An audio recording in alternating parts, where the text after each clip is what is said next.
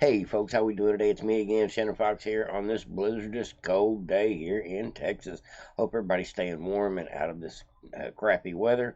I do have some reading to do for you today. I wanted to bring you a clip at the end of word salad Kamala Harris. Just kind of comical how many times she has said this one word uh, in a state in a conversation. I had no idea. A heck of a compilation. So stick around for that, folks, near the end. But first off, I want to do some reading for you and a little bit of explaining as to what I think all this means. It says NBC News reports the deep state plot to facilitate a military coup against Trump amidst the fears of alleged retribution because they have no doubt he will be reelected. At this point, mainstream media is already assuming that Trump will be our next president, and they are trying to figure out contingency plans to either prevent him from running, prevent him from winning, or prevent him from having his actual executive power once he's the boss. And that's what this one's actually all about. It's a crazy story. It's speculation, but it is probably as real as some of the other things that the government does to try to, the deep state does to try to stop anybody that comes after them. So Trump has got a battle on his hands. There's no doubt about it when he gets back in office. And it looks like just from this report alone that they're already trying to take steps to prevent Trump from being able to control the military of all things. You believe that crap, folks? Let's go ahead and get into it. Put my goggles on and we'll get straight into the reading. Now, this is a lot of this is allegations because nobody's actually seen this thing in action. But the agencies that are part of it, like Act Blue, some of these Democratic, henchmen agencies, are part of this, and so that alone brings concern as far as I'm concerned. Concerns are intensifying among far-left national security experts and Pentagon insiders over the possibility that former President Donald Trump might leverage the U.S. military to enforce his political will if he returns to the Oval Office. Sounds like they already know. In a detailed report, NBC News inadvertently admitted the existence of the deep state, allegedly working to facilitate a military coup against former Trump if he is freely and fairly elected by Americans. So if we, the people, get to speak and we choose Trump to be our president, they're trying to put in a contingency plan so the executive branch, meaning the president, doesn't have power over the military and power to enforce the military. Maybe they're scared of tribunals. Some of these clowns like Milley and Lloyd Austin may have things to be concerned about for their actions, including Anthony Blinken and several others. I think could be held in some kind of legal proceedings against the things that they have done to destroy our country. So the NBC article points out a portrait of a left-wing plot to disrupt military allegiance to civilian control. And that is part of the checks and balances of our government, is the fact that you have an individual that is elected that is literally commander-in-chief in order to prevent the military from being more powerful than the Constitution, the Congress, or the President. You have to have that balance of power. Otherwise, the head of the military would assume power over the country at one point. So this is actually a necessary thing. It says the NBC article, or should I say Molly Hemingway of The Federalist wrote, NBC reports the left is plotting ways to have the military not be under civilian control. This is dangerous and unconstitutional and a usurpation of power, and is being framed by NBC as good because it will undermine Trump and if he is freely and fairly elected. Meaning if Trump wins, they're trying to find a way to basically neuter his power with the military. This was a tweet earlier today. Now it says here, let me read you the rest of this. It says, civilian control of the military is part of our bedrock foundation of American democracy. The democratic project is not is not threatened by the existence of a powerful standing military so long as civilians and military leaders is not and the rank and file they lead are embraced and implement the effective civilian control according to the war on the rocks. Basically saying that you have to have a checks and balances of somebody that is elected to office on a periodic table in order and be in control, commander in chief of the military in order for this to work. So civilian control is exercised within the executive branch for operational orders by the chain of command, which then runs from the president to civilian secretary of defense to the combat commanders. Now there is a concerted effort by a coalition of public interest groups and lawmakers to anticipate and thwart any attempts to misuse presidential powers. This includes closely monitoring Trump's policy statements. So they want to spy on Trump. They want to keep up with every statement Trump makes, every policy Trump makes, to make sure it fits their agenda.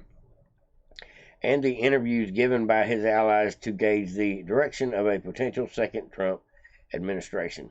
So they basically want to spy on Trump and catalog Trump and anybody that is in his circle of people, such as people that interview him, and they want to catalog all that information for themselves so that way they can maybe use it against him, I'm guessing. It says key players in the preemptive effort include Democracy Forward and Protect Democracy, which are obviously names you throw up on these organizations that are actually anti-democracy. The far-left organizations with histories of challenging Trump administration in court. They are preparing for legal battles and seeking to build alliances and counteract any abuses of power from day one. So they're basically trying to curtail Trump's authority. It says Donald Trump is sparking fears amongst those who understand the inner workings of the Pentagon that he would convert the nonpartisan U.S. military into the muscular arm of his political agenda as he makes comments about dictatorships. Now, this is their premise to do this. This is their garbage explanation to want to basically change the rules. It says a circle of appointees independent of Trump's political operations steered him away from ideas that would have pushed the limits of presidential power in the last term. That's their opinion.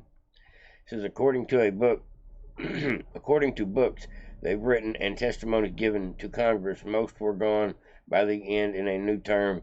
Many former officials worry that Trump would instead surround himself with loyalists unwilling to say no. Meaning the fact that Trump had fired a lot of people, and these people got on CNN and wrote books about how horrible they were treated in the White House or whatever their story was. They couldn't deal with Trump. A lot of them got fired and turned on Trump because a lot of them weren't Trump's friend and had Trump and America's interest in hand from the get-go. It says Trump has raised fresh questions about his intentions in his regaining power by putting forward legal theory that the president would be free to do nearly anything, like they said in court the other day, have SEAL Team 6 go murder your enemies. Come on, man. Including assassinate political rivals. Now, that sounds more like something that may happen under this administration at the rate they're going, but I don't see it happening on a Republican base. We're the sane ones, folks. We all know it. This is all spin in order to try to put a counter move and have an explanation to have a counter move. It says now bracing for Trump's potential return, a loose-knit network of public interest groups and lawmakers is now quietly devising plans to try to fail any efforts to expand presidential power. Now, I don't think presidential power actually gets expanded while you're in office. I don't think you can actually executive order yourself more power for the most part. So whatever they're assuming to claim at this point is crazy. What they're trying to do is they're trying to neuter his power by making the military not answer to directly the commander-in-chief. Says they were devising a plan to foil any efforts to expand presidential power, which includes pressuring the military to cater to his political needs. And you can actually flip that on its head and see what it really means. It means if Trump doesn't do things the way they want, like start another war, for example, well, then they'll try to find a way to supersede him. Well, the truth is, there's already laws and rules and policy in place for all these different ways that these things are, that all these military situations are handled. Chain of command, protocol, all this stuff has been set in stone for a very long time as far as how the power falls from or goes from executive branch on down through the ranks to the men on the field, and you can't change that according to the fact that you don't like Trump. The idea that Trump may get back in there and use the military to do things like guard our border. Maybe that's what it's all about, folks. Who really knows at this point? But it is definitely about trying to take power away from Trump because they believe inevitably Trump will be back in office. So maybe this is good news on one part. Maybe they don't think they can stop him. So at best, they're going to try to weaken his candidacy. Maybe they've given up on stopping him. Who really knows? I don't think so, folks, but we will see. I hope everybody does check out a little bit of the debate tonight, or the caucus tonight. I'll be watching a little bit of it. It don't start till a little around 8 or so. There's a network here on Gateway Pundit called VNN, and they are doing a 3-hour live of the event. If you want to check it out, I'll show you that a little closer to the end of the video. It says critics argue that the preemptive measure to curtail such use of tantamount to unconstitutional facts and may pave the way for a military coup to subvert the will of the American people. Meaning if they let this go down the way that the Democrats would want to do it, the president wouldn't necessarily have the power over the military as commander-in-chief. It would go to, I guess, whoever wanted to decide policy to the military. I'm guessing that'd be military contractors, lobbyists, Congress. Who's to say? So the core argument from detractors of the NBC report is that there is an orchestrated effort by the deep state, and that's a fact. You kind of have to admit there's a deep state in order to tell this story. And the deep state does have a plan to undermine Trump's authority, which would be legally and democratically conferred upon him should he win in 2024. Americans fear that the actions described in the NBC report are not safeguards of democracy, but move to dismantle it. And that's the facts, folks. Like, subscribe, and share to vote to Patriots if you haven't already. I got one more little clip for you here I want to show you. Now, right here, it's called VNN News. Announces live election night special for Iowa results. You can go to VNN.com and watch it there. I'm sure they'll have lots of coverage of it on mainstream media as well. Maybe some of your other people you listen to, podcasters tonight, will have it as well, like maybe Matt and Romeo over on American Patriot News Channel. There'll be lots of people covering this caucus just to see how it goes down. This isn't the final say on anything, but we all know Trump's going to run away with this, and the whole rest of it is all about who's in second place. That's what it really boils down to. This is about eliminating all the stragglers. Now, Kamala Harris was at a Martin Luther King word salad event, and she lived up to her wheels of the bus go round and round type conversation that she likes to have. You know how she does it. So we're going to go ahead and listen to the words that she says, and then we're going to listen to a little longer clip. It's a compilation of the fact that she only has a couple of words in her vocabulary, and the compilation video kind of proves it. Today, we celebrate the legacy of Reverend Dr. Martin Luther King Jr., a visionary who saw what could be unburdened by what had been. Okay. I didn't catch a lot of... That was actually a whole lot to understand there. Now, she likes the word unburdened, like she likes the word pie charts. Check this out. I can imagine what can be and be unburdened by what has been. You know? What can be unburdened by what has been. What can Venn be diagrams, that's what it is. unburdened by what has been. What can be unburdened by what has been. What can be unburdened by what has been. What we can see, what we believe can be unburdened by what has been. What can be unburdened by what has been. What can be unburdened by what has been. What can be unburdened by what has been. What can be unburdened by what has been. Who we can be unburdened. And this goes on for 4 solid minutes, folks. I'll spare you some of that. What does that mean? Can anybody tell me in the comment section down below what her unburdened comment actually, unburdened by what has been, actually translates to? Because I'm going to keep listening and try to figure it out. But it's not coming to me, folks.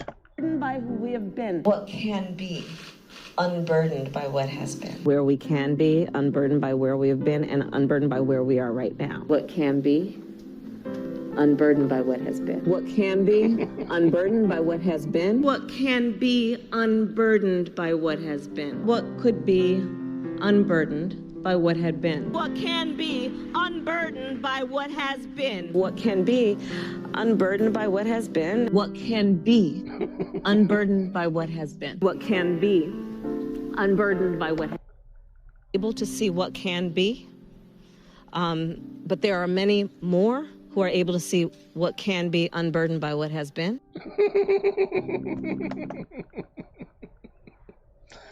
Well, folks, if you don't have a reason to vote for Trump yet over all these other candidates, if you're still on the fence about who you're going to vote for, I support Trump. I think he's the best man for the job. Hopefully most of my listeners do too as well.